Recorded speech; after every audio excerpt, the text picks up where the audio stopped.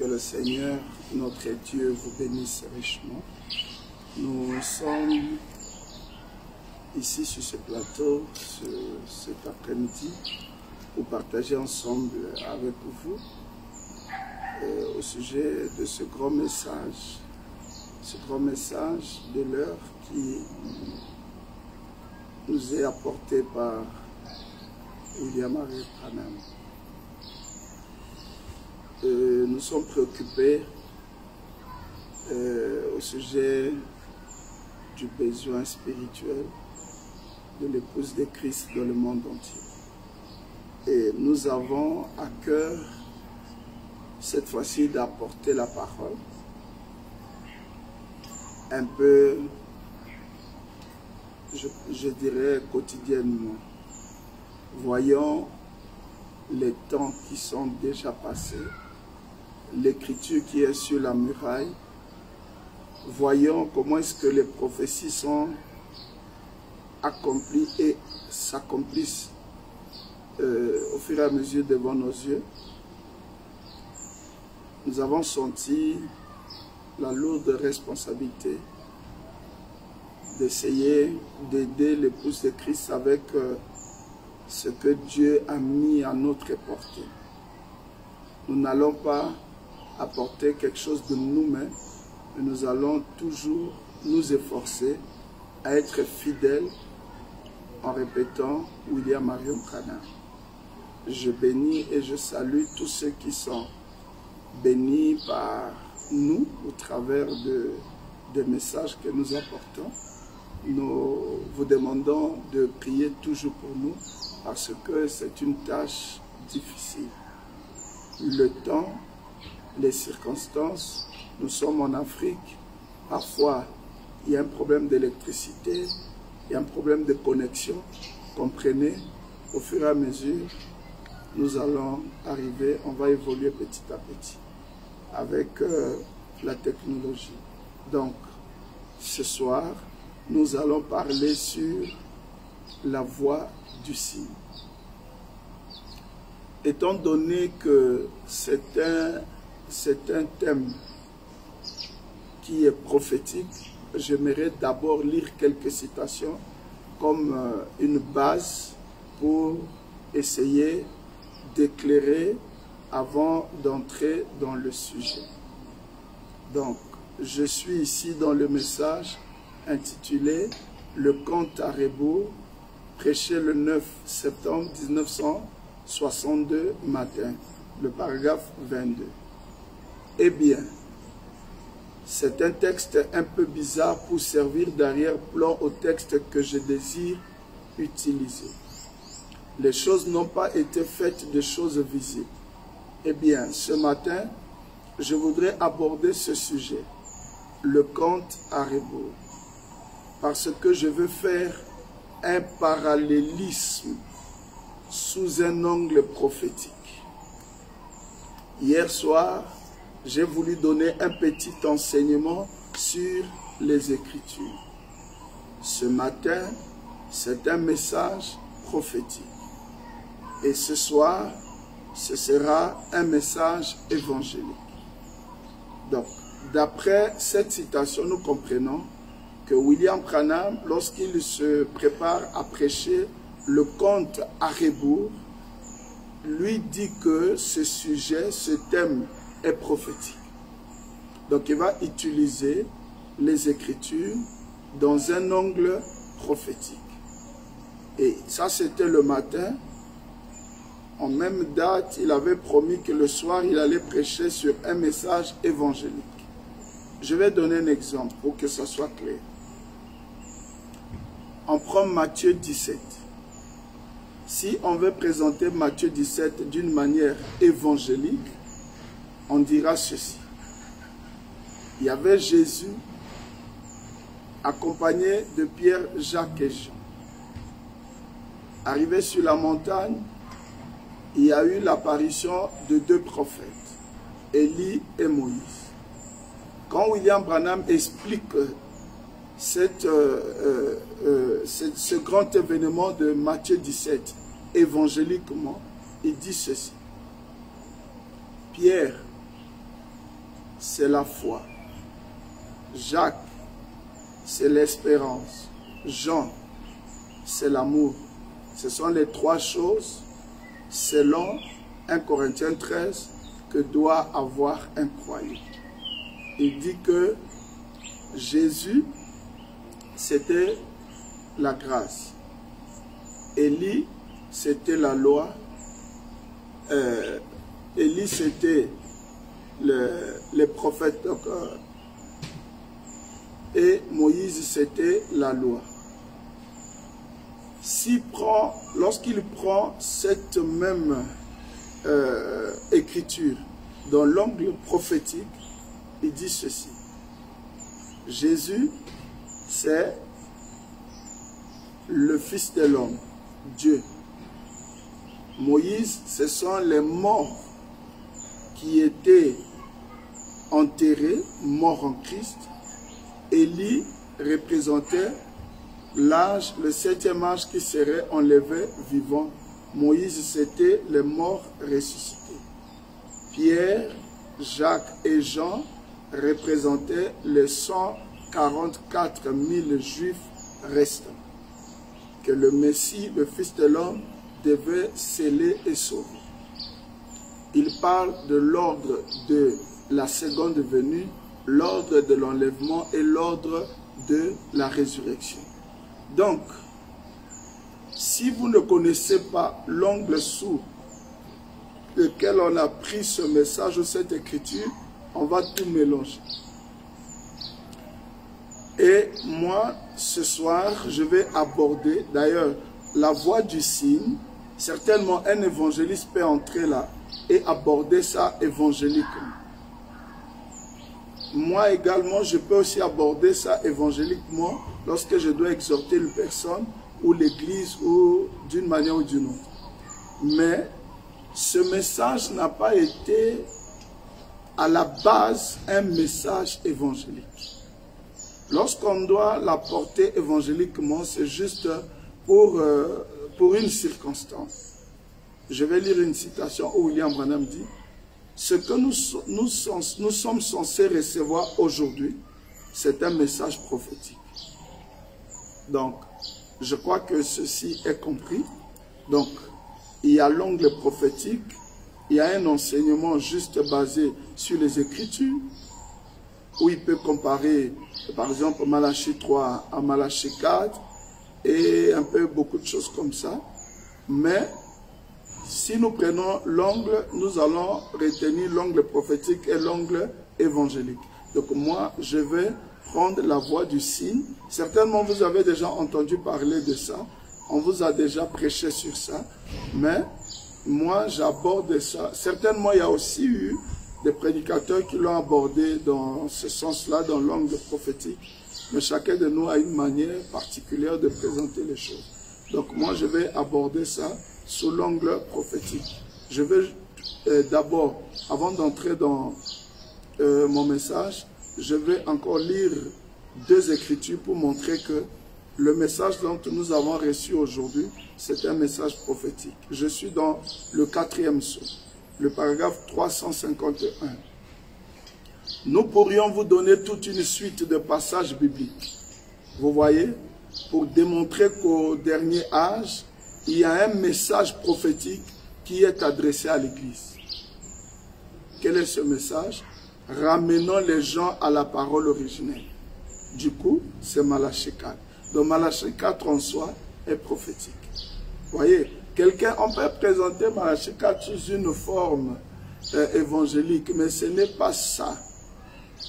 Ce n'est pas ça le caractère de Malachie 4. Malachie 4 en soi est prophétique. C'est pourquoi beaucoup de gens, vous voyez même lorsque nous lisons dans la Bible, on dit « Je vous enverrai Élie le prophète », c'est un symbole.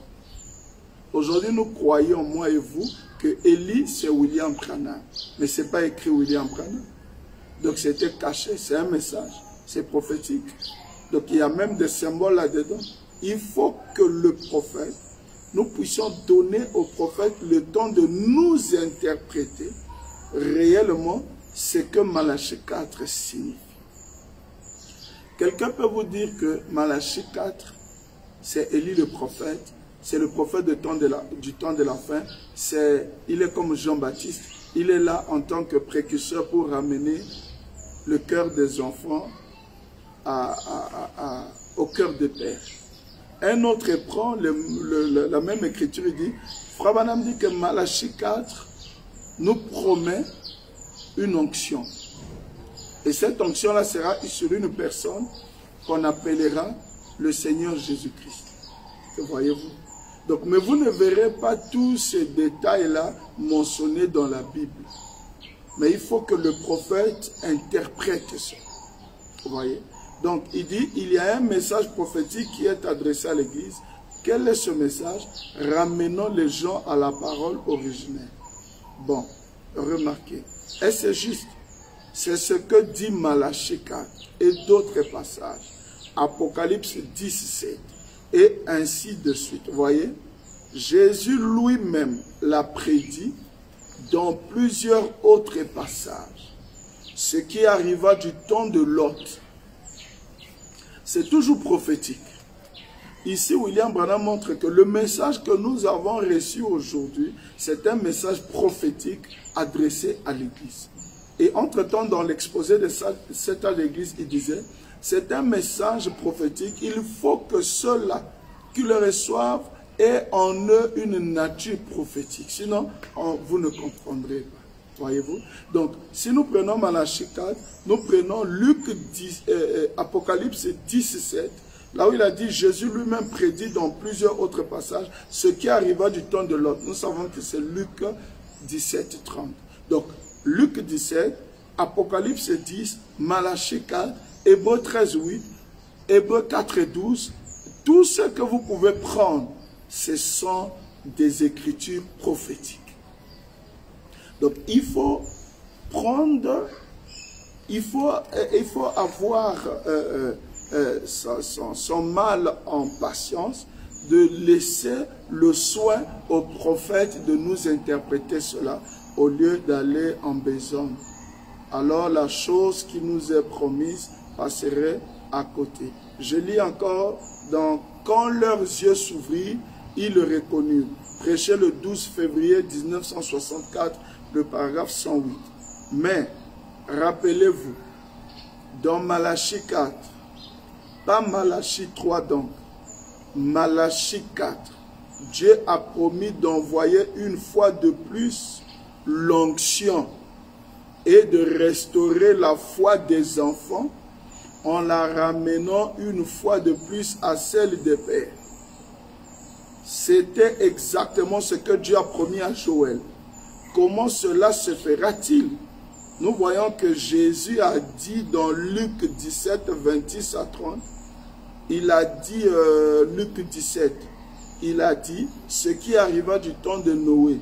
Les hommes mangeaient, buvaient, se mariaient, donnaient en mariage. Ils n'ont pas reconnu cela jusqu'à ce que Noé était entré. Arrivera de même à la venue du Fils de l'homme. Mais il a aussi dit ce qui arriva du temps de Lot. Voyez-vous? Donc c'est toujours prophétique. Alors étant donné que c'est prophétique, je suis ici en train d'attirer l'attention que lorsque nous allons aborder notre message dans peu de temps sur la voie du si, pourquoi je fais tout ça? Parce que je sais, il nous arrive parfois à aborder le message croyant que non, c'était déjà clair, Frère Branham m'a expliqué tout ça. Moi, je ne pense pas ça. Moi, je pense que si c'était le cas, on ne devrait plus avoir besoin de prédicateurs. Et Dieu n'allait plus envoyer des prédicateurs ou donner des dons pour prêcher aux gens. Parce que selon William Branham, il dit dans l'âge de Sardes ou l'âge de Thyatire, il dit que la manne cachée est réservée à l'ancien. Et l'ancien, c'est le pasteur. Il dit, c'est la connaissance la plus haute au sujet de l'écriture pour enseigner aux autres. Donc, un homme qui a un appel au ministère, qui a un don, et celui qui n'en a pas, ils ne peuvent pas appréhender ou apprécier l'écriture de la même manière. Voyez-vous? Donc, il faut que l'un enseigne l'autre. Et cela exige l'humilité. Voyez-vous? Et Frère Branham dit que le don, c'est le canal par lequel Dieu inspire pour donner la révélation à l'Église. Il dit, remarquez, Abel au commencement n'avait pas de Bible écrite pour lire. Mais comment a-t-il su l'offrande à apporter à Dieu? Dieu le lui a révélé. C'était un canal. Et ce canal-là, c'est un don. Voyez-vous? Donc, je vais lire encore une autre écriture, toujours pour notre fondement. Un procès prêché le 27 avril 1964, le paragraphe 78. Réfléchissez une minute maintenant. Messieurs de la cour, avant de prendre votre décision, eh bien, Jésus n'a jamais dit « au jour où le Fils de Dieu sera révélé ». Il a été révélé pendant les âges de l'Église, le Fils de Dieu. Mais l'Église l'a mis dehors. Il sera alors révélé comme le Fils de l'homme, virgule. Quand le Fils de l'homme sera révélé, virgule, Dieu sera manifesté parmi les êtres humains comme autrefois le Fils de l'homme, point virgule, c'est prophétique. Malachie 4. Voyez-vous? Ici, nous remarquons que même les attributs là sont nécessaires. Et c'est très glissant. Il fait remarquer, parce qu'il y avait des accusateurs. Monsieur le sceptique, monsieur l'incrédule, monsieur l'incroyant. Ils sont allés porter plainte devant un tribunal. Ils ont dit non, nous accusons la parole. Parce que la parole nous a promis ceci. Or, en accusant, ils n'étaient pas vigilants dans leur plainte.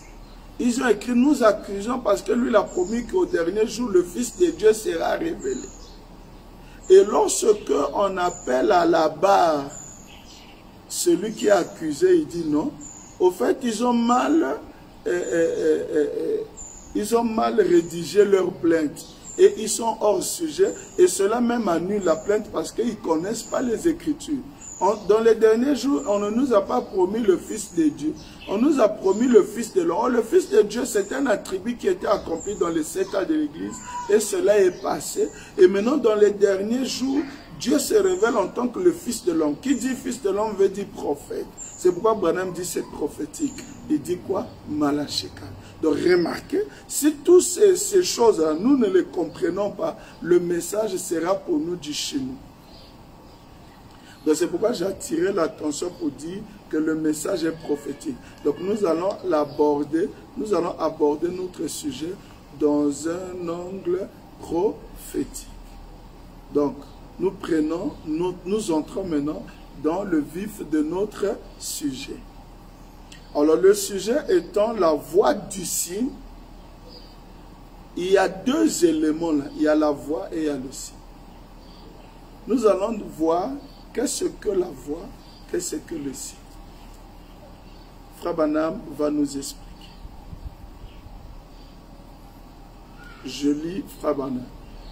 Christ identifié le même dans toutes les générations. Prêché le mercredi 15 avril 1964, le paragraphe 21. William Branham dit. Et alors, derrière chaque signe, il y a une voix. Et la voix doit être une voix scripturelle. De même que le signe doit être scripturel. Et alors, le signe est accompagné d'une voix. C'est comme Moïse, lorsqu'il est descendu en Égypte, il y avait la voix du premier signe et la voix du deuxième signe.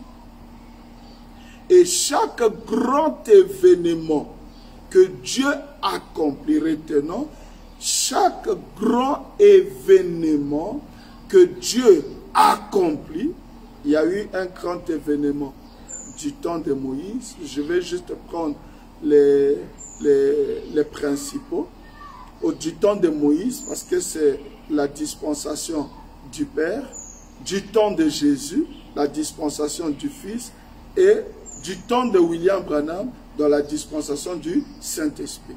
Il dit, et devant chaque grand événement que Dieu accomplit, qu'il annonce un signe, il y a une voix qui suit ce signe-là. C'est comme Jonas, lorsqu'il a été délivré du ventre du grand poisson, c'était un signe. Donc on voit seulement au bord de la mer, un gros poisson arrive, il vomit un homme. Le poisson vomissant un homme, tout ça, c'est un signe. Les habitants, voyons les habitants de Ninive, attendez maintenant l'explication. Mais que veut dire ceci? Nous ne comprenons pas. Jamais on n'a vu un poisson vomir un homme. Comment a-t-il survécu dans le ventre du poisson? C'est ce que nous ne comprenons pas. Qui est-il? Nous ne savons pas. Est-il l'enfant du poisson? On ne comprend pas. Est-il un simple homme? Nous ne comprenons pas. Donc, le poisson et Jonas, et le poisson, et l'acte. Donc, le vomir, c'est un signe. Si je veux bien reprendre, ça veut dire l'eau. De l'eau, l'eau duquel sort le poisson. Le poisson. La vomissure, ça veut dire le vomissement. Et au bout, c'est un homme qui apparaît. Tout ça, c'est un signe. Branham dit, c'est comme Jonas, lorsqu'il a été délivré du ventre du grand poisson, c'était un signe. Ensuite, sa voix était, puisque chaque signe a une voix. Quand vous voyez un signe scripturel, ne vous mettez pas déjà à donner vos interprétations. Oh, selon moi, ça veut... Non, non, non, restez calme. Dieu n'envoie pas de signe sans voix. Si vous n'avez pas encore retrouvé la voix, restez calme. Laissez le signe comme il est. Dieu va envoyer la voix pour interpréter. C'était un signe. Ensuite, sa voix était... Deux points. Répondez-vous, sinon dans 40 jours, vous périrez. Ainsi, la voix accompagne toujours le signe. Jonas, vomi par un poisson, c'était un signe. La voix était, répondez-vous, sinon en 40 jours, je détruis Ninive. C'était un signe. Noé construisant une arche, il entre dans l'arche. C'est un signe. La voix était, il y aura la pluie, Dieu va détruire. Noé ne pouvait pas reprendre la voix de Jonas. Répondez-vous, sinon je vais périr en 40 jours. Non. Chaque âge, chaque génération, chaque dispensation a son signe scripturel et une voix appropriée de l'heure à ce signe. Il ne faut jamais retenir, il ne faut jamais emprunter. Vous avez un nouveau signe, mais vous voulez une vieille voix. Non, non, non. Si la voix là a été déjà utilisée, prononcée, écoutée, reçue, l'écriture interdit de ramener une vieille voix.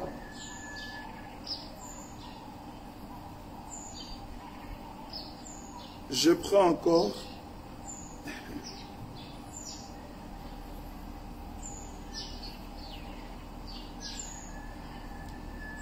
Je crois que vous me suivez très bien. Ça, ce n'est pas une émission telle qu'on fait avec le frère Neville, le journaliste. L'émission aussi, c'est bien. Mais ici, j'apporte un message. Je ne l'apporte pas dans le sens de la prédication. C'est la prédication, mais je l'apporte dans un sens que Branham appelle comme une étude de l'école de dimanche. Je vais pas à pas doucement. Mon but à moi, c'est que vous comprenez exactement qu'est-ce que Dieu a voulu dire. Je suis dans la voie du signe. Comme il en a prêché tellement, c'est pourquoi je donne les dates. Vous pouvez vérifier là-bas. La voie du signe prêchée vendredi le 13 mars 1964. Le paragraphe 91. La Bible a dit: la parole de Dieu est plus aiguë qu'une épée à deux tranchants. Elle discerne les pensées du cœur. Maintenant, ce signe de Sodome est revenu dans le naturel. Or, si vous prenez Luc 17:30, William Branham dit, Jésus a dit, ce qui arriva du temps de Sodome, du temps de l'autre, se répétera. Il nous a dit, c'est prophétique. Et ici, William Branham dit, ce signe de Sodome est revenu dans le naturel. Si vous ne comprenez pas, je vais expliquer. Aujourd'hui, là, frère Branham dit, nous voyons Sodome sur la terre. Sodome sur la terre, la sodomie, c'est quand on voit les hommes qui se marient aux hommes. C'est ça qu'on appelle la sodomie. Maintenant, Sodome a plusieurs types, catégories de péchés, tels que la femme de l'autre et tout ça, l'homosexualité et tout ça. Mais ici, William Branham dit, dans le naturel, il y a, vous avez appris comment l'ancien président américain, Obama, avait permis l'homosexualité. Et comment ça se pratique dans l'église catholique et tout ça. Donc naturellement, il y en a comme à Sodome. Maintenant, William Branham dit ceci. Maintenant, ce signe de Sodome est revenu dans le naturel. Si tout est exactement à sa place, de la manière dont cela est censé être dans le naturel, alors, comment pouvez-vous enlever cela de votre esprit, disant que le spirituel n'est pas ici au même moment? Tous les deux tableaux sont sur la scène. Qu'est-ce qu'il appelle ici par les deux tableaux? On a vu Sodome, quand deux anges sont allés pour délivrer Lot. Mais ils n'étaient pas que deux, ils étaient trois anges. Mais le côté spirituel de ça, c'est que Abraham a reçu quelqu'un. Quand nous parlons de Luc 17:30, nous ne devons pas seulement frapper, montrer comment c'est pollué dans le naturel. Mais dans le spirituel, quelque chose se passe. Vous ne pouvez pas accepter le tableau naturel et rejeter le tableau spirituel. Branham nous dit tous les deux tableaux sont sur la scène. Je crois que vous êtes d'accord avec moi. Et vous êtes obligé d'être d'accord parce que c'est Branham qui le dit. Je suis au paragraphe 92. Oui. Tout le monde est d'accord que le naturel est vrai. Mais oh, dans le spirituel, ils ne veulent pas le croire parce que cela va à l'encontre de leur doctrine. Luc 17 est un signe. Luc 17 est un signe que Jésus a mentionné comme quoi dans les derniers jours, les nations et les églises ainsi que les gens seront comme à Sodome, le monde des gentils, juste avant que Sodome ne soit brûlé. Et il y aura un groupe qui sera dans l'attente comme Abraham. Selon Luc 17, Jésus a mentionné qu'il y aura le signe de Sodome. Mais entre-temps, il y aura aussi un groupe qui sera dans l'attente, dans l'expectative, comme Abraham. Abraham attendait quoi? Il y a eu 3 anges. Mais à Sodome, ils sont descendus 2. Mais un est resté avec Abraham. Et William Branham dit, au fait, ce n'était pas les 3, ce n'était pas tous les anges, c'était Dieu accompagné de 2 anges. 2 anges sont descendus chez Lot à Sodome, mais un qui était Dieu est resté avec Abraham. Ce qui est grave, ce qui est frappant, Jésus-Christ, le Fils de Dieu, nous promet que les 2 tableaux vont se répéter. Et le naturel et le spirituel. Entre-temps, William Branham nous avertit, dit, les gens n'aiment pas le côté spirituel parce que cela va à l'encontre de leur doctrine. Ça veut dire quoi? La doctrine aujourd'hui dans des églises, c'est que il montre aux gens que ils sont d'accord que Sodome est là. Ça, ils acceptent. Ça, c'est le tableau naturel. Mais le tableau spirituel, c'est qu'Abraham a reçu Dieu dans la chair humaine. Abraham a vu un homme qui est venu, Branham dit, qui a mangé le pain avec le beurre, il a mangé les gâteaux faits à base de la farine de maïs, il a pris le lait, Abraham lui a lavé les pieds, l'homme a communié avec Abraham, mais ce qui est grave, Abraham dit de cet homme qu'il est Elohim, Dieu sous la forme d'un homme. Frère Branham dit, c'est ça qui va à l'encontre des doctrines des gens. Cela revient à dire que les gens ont une doctrine contraire à ça. Ils n'acceptent pas Dieu aujourd'hui sous forme, dans la forme dont Abraham l'a accepté. Mais puisque la prophétie est censée s'accomplir, et elle est déjà accomplie dans notre temps, alors, donc, on revient comme au temps de Jésus où il avait dit, si vous étiez enfant d'Abraham, vous m'auriez cru. Si les gens étaient le groupe d'Abraham, ils auraient pu accepter le Dieu qu'Abraham a reçu. Et c'est la promesse. Continuons d'abord. La même brochure, au paragraphe 95, il dit, vous voyez le signe, c'est le signe qui était à Sodome. 2 points. Dieu manifestait dans un être humain. Frère Branham nous dit que Luc 17:30, c'est le signe. Il l'interprète lui-même, il dit, ce signe-là, c'est le signe qui était à Sodome, que nous sommes censés recevoir. Et c'est quoi? Dieu manifestait dans un être humain. Marquons d'abord une pause. Bien-aimé. Dieu manifestait dans un être humain. Tu l'as vu ou pas? Si tu l'as vu, Abraham l'avait vu, l'avait indexé, l'avait pointé. William Branham nous dit que les 2 anges, il les a nommés.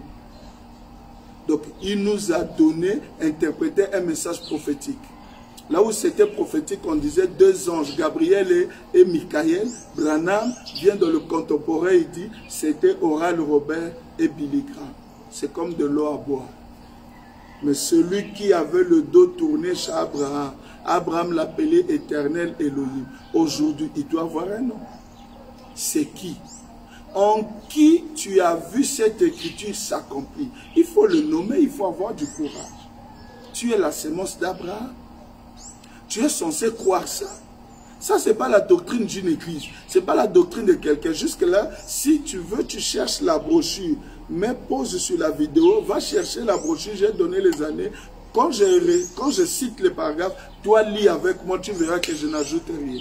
Alors, si tu es fils de Dieu, tu es fille de Dieu. Ceci est donné pour toi. Mais pourquoi tu n'acceptes pas? Entre toi et ceci, il y a le pasteur.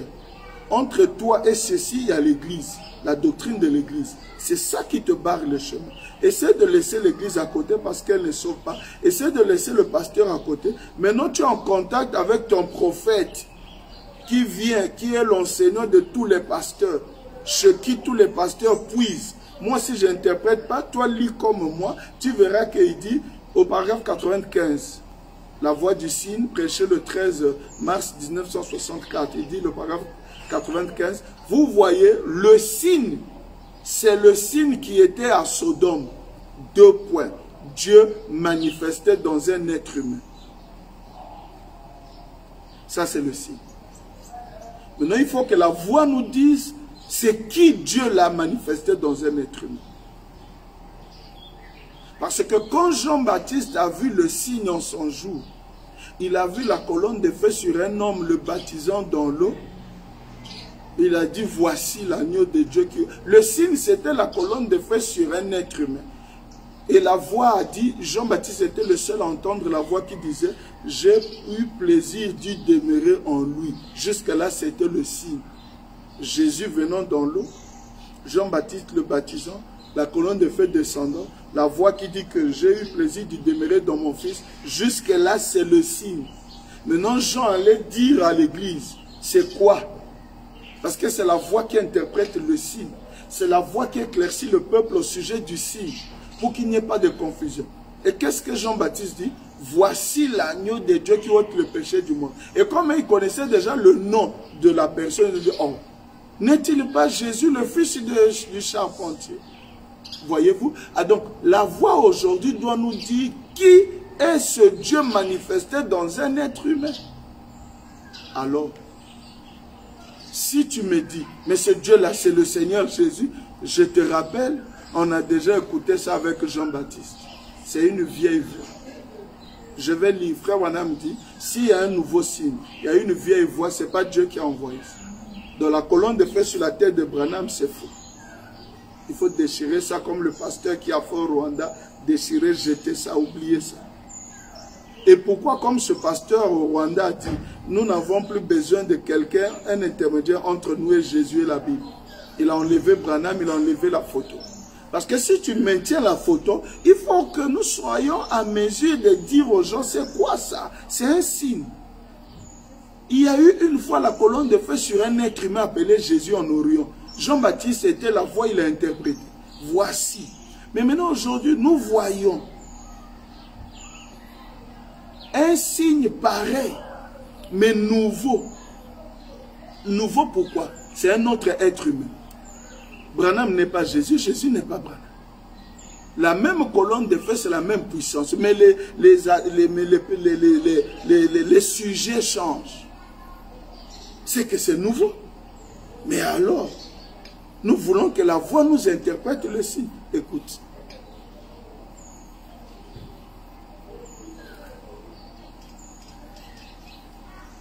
Oh, mais si ce n'est pas Jésus, mais écoute.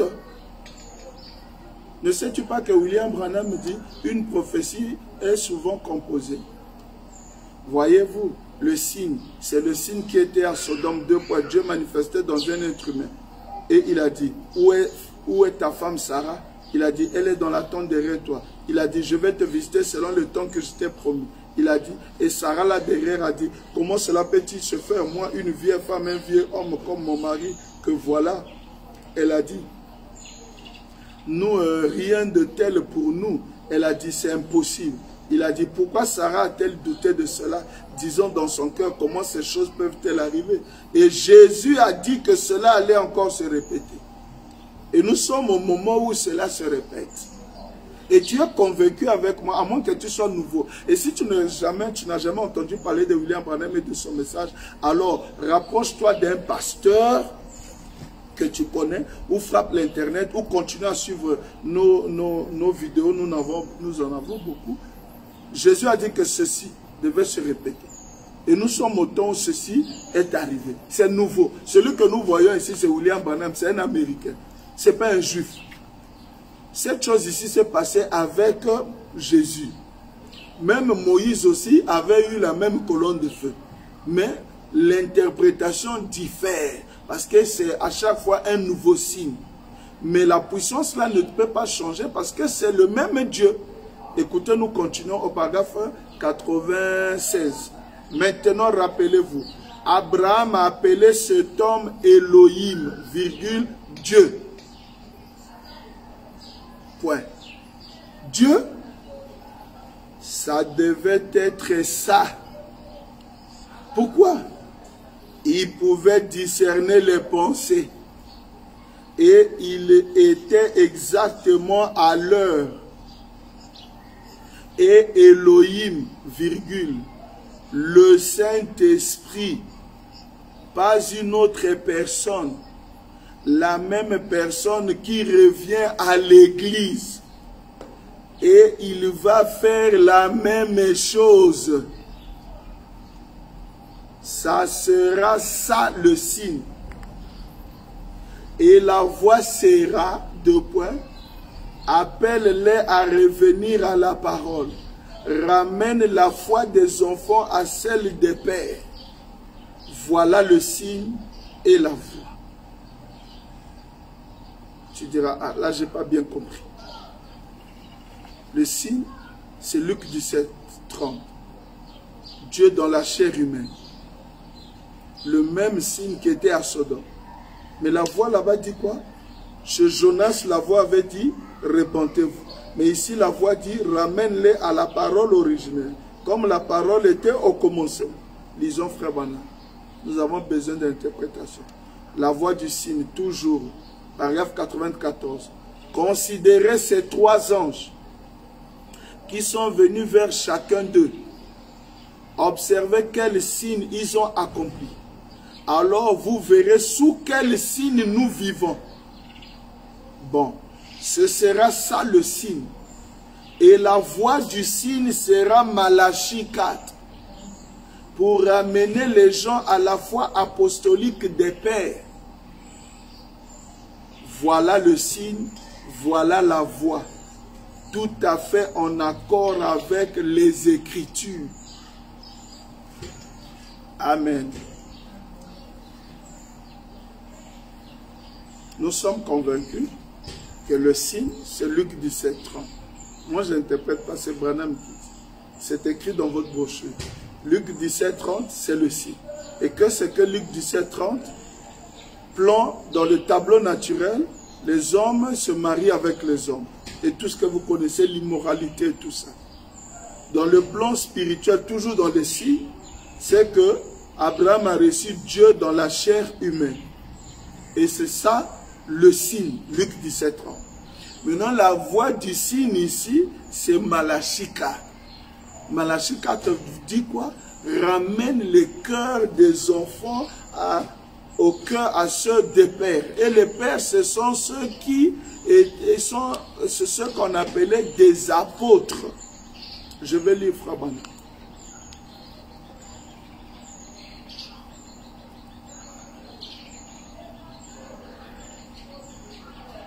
Le paragraphe 104, la même brochure, la voix du signe, de 1964. Remarquez, écoutez mes amis, il se fait un peu tard. Bon, oh là là, je ne savais pas qu'il était si tard. 15 minutes passées. Si vous pouvez croire au signe de Sodome, de Luc, vous voyez, tel qu'il l'a promis. Si vous croyez au signe de Sodome, non, nous avons vu, William Branham a été utilisé, il a discerné les pensées, nous voyons les sodomites et tout ça. Si vous croyez ça au signe de Sodome, alors, pourquoi ne voulez-vous pas accepter la voix de Malachie qui accompagne le signe, disant de retourner à la parole? Maintenant, le problème, c'est de savoir, retourner à la parole, là, ça veut dire quoi? Avant de vous montrer ce que ça veut dire retourner à la parole selon Malachie 4, j'insiste. Frère Branham insiste encore. Il dit qu'il faut accepter la voix. Le signe, c'est facile. Le paragraphe 214, toujours la même brochure. Non, ça c'est maintenant la voix du signe du 21 mars 1964, soir. Paragraphe 214. Si vous pouvez croire le signe de Sodome dans Luc, si vous pouvez croire cela, alors pourquoi n'acceptez-vous pas la voix de Malachie 4? Voyez, pourquoi pas vous? Cela peut être confirmé.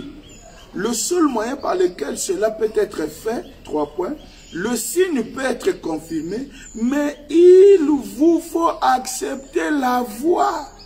Parce que si tu crois le signe, si tu n'acceptes pas la voix, tu ne seras pas sauvé. Parce que la voix, c'est l'interprétation du signe. Écoutez, ça commence à devenir bien.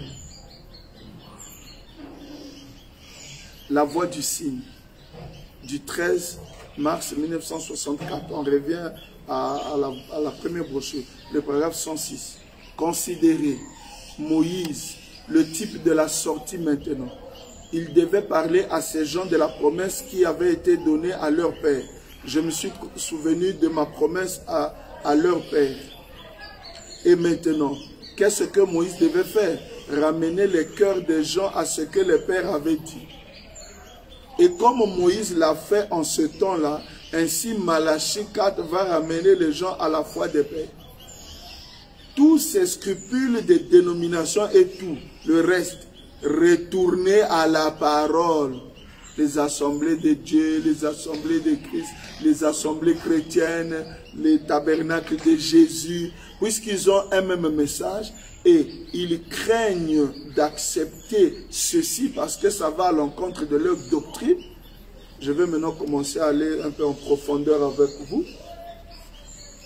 Il dit ceci. Il y a eu 3 anges. 2 sont descendus à Sodome. C'est Gabriel et Michael. C'est Billy Graham et Oral Robert.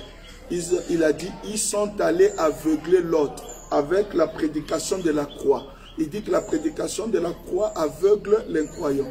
Dis-moi, Billy Graham et Oral Robert ont prêché quoi? Jesus. Jesus is the Lord. Jésus est Seigneur. Jésus revient bientôt. Billy Graham, Oral Robert. C'était ça leur prédication.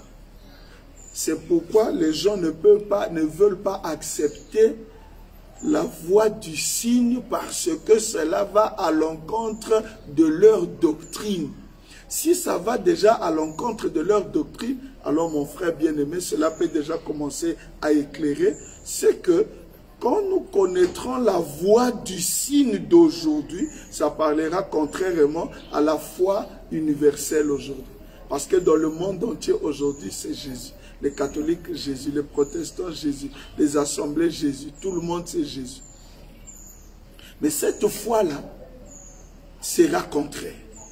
C'est pourquoi j'avais dit que c'est prophétique. Suivons d'abord la lecture. Tous ces scrupules de dénomination et tout le reste, retournez à la parole. Je sais que vous, beaucoup de gens aimeraient faire cela. Je ne vous réprimande pas là. Ces bandes vont à travers le monde, voyez-vous, partout. Je ne vous réprimande pas, mais je réprimande tout le monde, là où on retrouve ces choses. Je suis un semeur de semences. C'est tout ce que je sais faire. C'est à vous de prendre la décision. Fouillez la colère à venir, mes amis. Ne pensez pas que parce que vous êtes pentecôtiste, ne pensez pas que parce que votre mère était une bonne méthodiste sanctifiée, ou que votre père était un bon baptiste qui criait, ne pensez pas que cela va avoir quelque chose à faire avec vous. Ne vous contentez pas du fait que vous appartenez à l'église qu'ils ont bâtie, ou à l'église qu'ils sont en train de bâtir maintenant. Ne pensez pas que parce que vous êtes pentecôtiste, vous avez parlé en langue, que vous aviez dansé en esprit et que vous aviez couru partout dans une salle il y a 40 ans. Ne pensez pas que parce que vous aviez tenu des réunions de guérison et que sais-je encore, 3 points. Ne manquez pas de voir ce signe d'une colonne de feu que Dieu a confirmé. Ne manquez pas de voir ce signe d'une colonne de feu que Dieu a confirmé, virgule. Et la voie derrière cela pour retourner à Dieu. Quand on dit Malachie 4 ramène à la parole, c'est ramener les gens à Dieu. Ne laissez pas cela vous passer par-dessus la tête.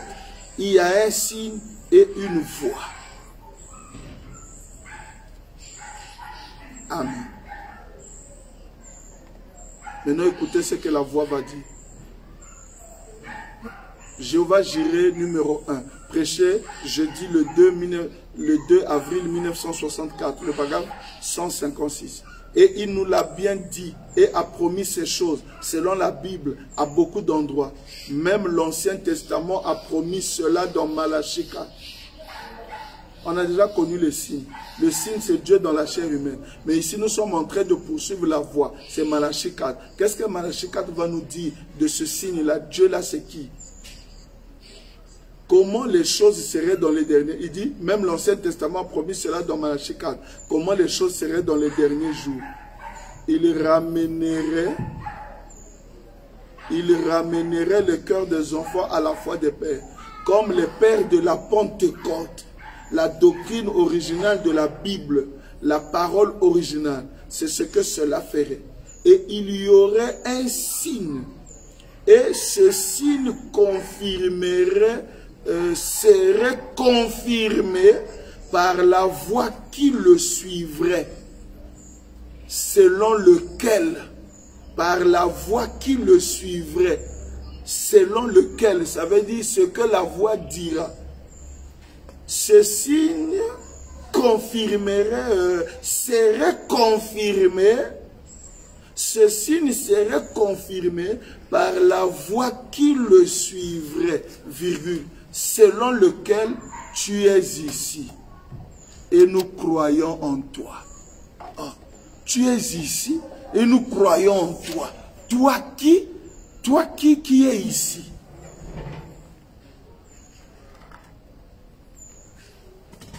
Jéhovah Jireh 3.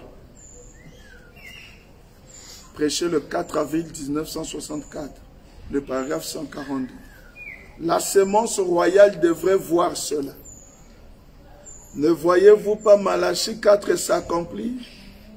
Ramenez la foi originale, la parole de Dieu. Certainement que vous, peuple, vous voyez cela. Point. Nous ne sommes pas obligés de rendre cela plus clair. C'est ce que Branham dit. Vérifiez dans votre bouche. Il dit, vous le peuple, vous voyez. Parce que c'est prédestiné. Si tu ne vois pas, tu es dans le message, c'est que tu n'es pas prédestiné. Si tu es prédestiné, vois ton cœur. Si ça te cogne, ne regarde pas l'église. L'église ne sauve pas. C'est la parole qui sauve, c'est la promesse. Branham dit, nous ne sommes pas obligés de rendre cela plus clair. Mais moi, je vais te rendre ça plus clair. Parce que Branham m'a donné le droit. Il a dit, je suis en train de s'aimer les semences. Mais vous, après moi, vous rendrez cela clair. Il dit, dans question-réponse, sur les Hébreux, 3e partie, 916. Il dit le dernier paragraphe. Pourquoi les gens ne comprennent pas cette photo? Pourquoi ils n'ont pas compris ça si vite? Pourquoi ne comprennent-ils pas toutes ces choses et ces prophéties? Ils ne comprendront pas cela de mon vivant. Mais un jour, je quitterai la terre. Après mon départ, ces jeunes prédicateurs vous confirmeront cela. Je suis venu sur la terre pour te confirmer ça. Et ce que je suis en train de faire, je suis en train de te confirmer. Branham, si tu continues seulement à écouter les bandes, comme les gens disent ici, entre guillemets, oh, nous écoutons les bandes, on ne veut plus les prédicateurs, tu ne comprendras jamais ça. Dans les bandes, Branham n'est pas clair. Mais il y a des choses où il est clair, il montre aux prédicateurs. Donc tu es censé aller à l'église, écouter et choisir un pasteur. Et si ce que j'enseigne ici te plaît, tu m'appelles. La Bible dit, celui qui croirait, qui sera baptisé, sera sauvé. Si tu m'appelles, en se rendant, tu viens, je te baptise et tu es sauvé. Et même si tu es à l'étranger, les avions existent, les billets existent. Si là-bas il y a un prédicateur, je peux te confier, comme je l'ai fait au Gabon, j'ai envoyé, quelqu'un a cru, m'a appelé, je l'ai confié à un pasteur qui est à Libreville, le pasteur Sotman, et il a baptisé ce frère-là. Donc si chez toi là-bas il n'y a pas le 3e exode, si on peut voyager pour le commerce, on peut voyager pour les séminaires, pour le professionnalisme et toutes ces choses-là, pour aller étudier, mais pour la vie éternelle il faut voyager. S'il faut dépenser, même si tu es en Amérique, tu es en Europe, tu es en Asie, partout, si tu es convaincu, tu dois quitter là où tu es. Tu viens ici au Congo-Brazzaville et je te baptise et tu rentres. C'est le salut. N'oublie pas, dans la Bible, la reine de Séba a voyagé 3 mois durant. Oh, avec l'avion, toi tu fais un jour, 2 jours, tu arrives. Mais elle a fait 3 mois. Et William Branham dit, il a traversé les déserts et les forêts. Il y avait les dangers. On pouvait la tuer. Mais il partait avec l'or, les diamants et tous les présents. Il dit, ce que j'ai entendu dire, si parmi les Juifs là-bas, je vais, je vois. Et si c'est exactement ce que j'ai entendu, je soutiendrai cela. Et c'est ce qu'elle a fait lorsqu'il est venu, il a vu Salomon. Et Salomon avait un don. Et lorsqu'il a vu, la reine de Séba a dit, non, ça c'est la vérité. Et Jésus a dit, la reine de Séba vous condamnera. William Branham a dit aujourd'hui, la mère au possum vous condamnera, un animal. Parce qu'elle est sortie des forêts, elle était malade. Elle est rentrée dans la ville, à Jeffersonville, cherchant la maison de William Branham. Et elle a fouillé. Elle n'a pas tâtonné, elle n'est pas allée au Parlement. Elle n'est pas partie au commissariat de police. Elle n'a même pas, il ne s'est pas renseigné pour dire, vous connaissez William Branham, sa maison est où? Par l'instinct. Elle a été conduite jusque dans le domicile de William Branham. Et elle a reçu sa guérison, guérie, elle est rentrée. Frère Branham dit, avant d'entrer dans la brousse, elle s'est retournée, Elle a regardé Frère Branham, elle a fait ça. Si l'animal a adoré, si l'animal a reconnu Dieu dans la chair humaine, mon frère, ma soeur, l'Église te barre le chemin. Pourquoi? Nous avons cru le message pour le salut, pas pour plaire aux hommes. Nous tous, nous étions autrefois en train d'adorer Jésus. On ne connaissait pas. Mais lorsque la révélation est venue, et on s'est donné, même si on va te refuser. Mais tu seras sauvé néanmoins. Pierre a perdu sa vie, Paul et tout le monde. Et Frère Branham dit que si tu crois à la vérité, tu seras même capable, en tant que vrai croyant, à sceller ta vie par ton sang. Écoutez, nous ne sommes pas obligés de rendre cela plus clair. Laissez la dénomination aller son chemin. Homme, revenez à cette parole. Pourquoi on appelle ça la parole? Ce n'est pas l'expression, ce n'est pas le verbe. La parole ici, c'est le logos, la parole fait chair. Au commencement était la parole était avec Dieu. Cette parole était Dieu.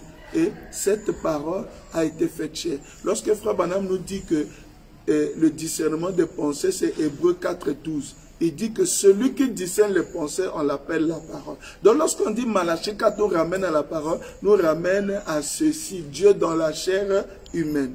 Laissez la dénomination aller son chemin. Homme, revenez à cette parole. Et la voix du dernier jour ainsi que le signe du dernier jour doivent ramener les gens à la foi originelle. En parenthèse, Malachie 4 l'a dit à la parole. Le signe du dernier jour, la voix du dernier jour doit nous ramener à ce signe-là. Et je vais vous lire une écriture pour terminer, puisqu'après on continuera les autres jours. Là où Frère Branham me dit que comment est-ce qu'on a ramené les gens en ces temps-là? On devait les ramener à une nouvelle foi. Et je vais t'informer qu'aujourd'hui, il y a une nouvelle foi. Pas l'ancienne foi des apôtres. Les gens comprennent mal Malachie 4 qui dit qu'il nous ramène à la foi des apôtres. Il ne nous ramène pas à l'enseignement des apôtres. C'était déjà devenu une dénomination. Va lire dans la brochure Shalom de 1964. Le paragraphe 264, Frère Branham dit, le message de Jean-Baptiste ne pouvait pas marcher au jour de Jésus. Le message de Jésus, le message des apôtres ne marchera pas aujourd'hui. Au fait, Malachie 4 ne nous ramène pas à ce que les apôtres ont prêché Jésus. Mais Malachie 4 nous ramène au type de foi. Comment ils ont cru? Frère Branham dit, ils ont trouvé un frère parmi eux qui avait la colonne de feu. Et ils ont compris qu'il était le Messie. Ils ont fait de cela leur doctrine. Ils devaient convaincre chaque homme à croire que Jésus était le Christ. S'il croit ça, on le baptise, il est sauvé. Et maintenant, Malachie 4 nous ramène. Oh, pendant les 7 âges de l'Église, les gens se sont éloignés à ça. C'est pourquoi il dit dans l'évangélisation du temps de la fin, le message de l'évangéliste du temps de la fin, c'est Malachie 4. Ce sera une restauration. Restauration de quoi? Et du messager et du message. Donc lui est une restauration. Ça veut dire qu'une autre personne comme Jésus apparaît sur la scène. Et un nouveau message apparaît sur la scène. William Branham appelle ça la nouvelle foi. C'est pourquoi dans la Bible, les Juifs disaient, oh, cette nouvelle doctrine, nouvelle foi. Oui, c'est la nouvelle foi. Quelque chose de nouveau. Avant de terminer, écoutez ceci. Alléluia. Je remercie le Seigneur pour cela. Écoutez, les signes scripturaires du temps, prêchés le vendredi 10 avril 1964, le paragraphe 9, Frère Branham dit ceci. Dieu donne des signes scripturaires ayant une voix. Rappelez-vous, comme Moïse, 3 points. Pourquoi donne-t-on un signe? C'est pour attirer l'attention. Un signe, c'est pour attirer l'attention. Alors, si un signe n'a pas de voix, ce n'est donc pas un vrai signe. Et si un signe produit la même vieille voix ecclésiastique, ce signe-là ne vient pas de Dieu. Si cette voix ne produit pas un changement, alléluia, et ce changement doit être un signe scripturaire, doit être une voix scripturaire. Disons par exemple qu'une voix dénominationnelle suive un certain signe, c'est que Dieu n'a jamais envoyé ça. Nous avons eu des dénominations toutes ces années. Au nom de Jésus. Ça doit être quelque chose de différent. Ça doit être ainsi, dit le Seigneur, selon les Écritures. Dieu doit promettre cela dans la parole. Et alors, un signe, c'est pour attirer l'attention des gens sur cela. Et puis, la voix suit le signe. Ça, la voix, c'est la doctrine qui accompagne cela. C'est pourquoi notre doctrine, c'est William Branham. Donc, si quelqu'un te dit, oh non, c'est seulement le Seigneur Jésus, c'est une vieille voix dénominationnelle. On ne peut pas croire à ça. C'est dénominationnel. Écoutez, je termine. Je vais terminer avec ceci.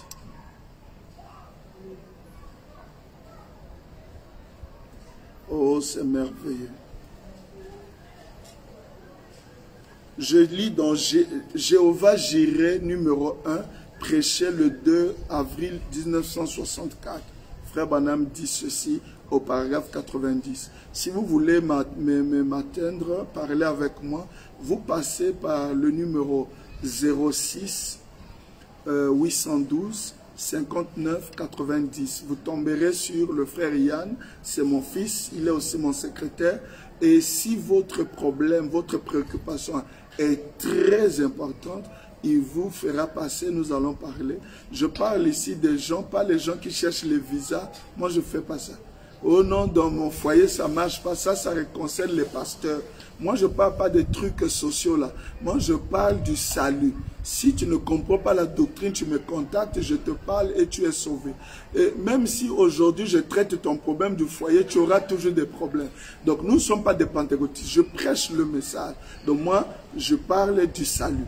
Même dans mon église, il y a beaucoup de cas qui ont des trucs, des problèmes sociaux là. Donc, ce n'est pas pour ça. Oh non, je voudrais voir le pasteur, mon commerce ne marche pas, c'est pas ça. Appelle-moi si tu as des difficultés à comprendre la parole. Oh, je suis si content que Dieu nous donne toujours des signes. Parce qu'il, nous devrions savoir, virgule, aujourd'hui, virgule, qu'un signe est censé se trouver sur la terre en ce moment précis. En cette heure dans laquelle nous vivons maintenant. Branham dit, nous devons chercher ceci. Est-ce que tu as cherché ça? Est-ce que le pasteur, au lieu de te montrer seulement les chansons à la chorale, ça ne va pas te sauver? Ce qui va te sauver, c'est le signe. Cherche le signe là où tu es. Et si cette prédication ici peut t'aider, gloire au Seigneur, contactez-nous, nous allons te baptiser. Parce que tu as su que Branham est Dieu et on doit te baptiser au nom de Dieu. Parce que Dieu, c'est un objet d'adoration. Oh, j'allais lire une écriture ici. Le temps menace, une écriture pour montrer que pour la foi des pères, c'est une nouvelle foi. Permettez que je lise ça. Oh Dieu Tout-Puissant, le temps passe. Écoutez, je lis ça après. Nous pourrons continuer demain après-demain, mais on vous annoncera toujours si je dois passer. Il n'y a pas encore un programme établi, mais j'ai pensé partager avec le peuple de Dieu le message du temps de la fin, ce message prophétique quotidiennement. Je lis ceci, un vrai signe passe inaperçu. Prêcha Jeffersonville, dimanche 12 novembre 1961, le paragraphe 244. Il est prophétisé que dans ce jour-ci, eh bien, vous dites, oh, c'est Élie, ça devrait être Jean. Le messager de l'Alliance était Jean, certainement. C'est tout à fait vrai. Jésus l'a dit, il l'a confirmé ici même. C'est de lui que j'ai parlé. Mais vous voyez, cela ne pouvait pas être l'Élie qui devait venir. Vous voyez, ça ne le pouvait pas. En effet, vous voyez, si c'était cela, alors la prophétie était fausse. La terre n'a pas été détruite jadis, vous voyez. Mais avant que ce jour grand et redoutable de l'Éternel arrive, je vous enverrai Élie et il ramènera, entendez, suivez sa première venue, les cœurs des pères à leurs enfants. C'est ce qu'il avait premièrement fait. Il a apporté le message de la nouvelle dispensation, la venue de Christ. Maintenant, tirons les vieux pères orthodoxes du temps de Moïse, de cette foi orthodoxe pour les faire entrer dans la nouvelle foi qui venait de naître.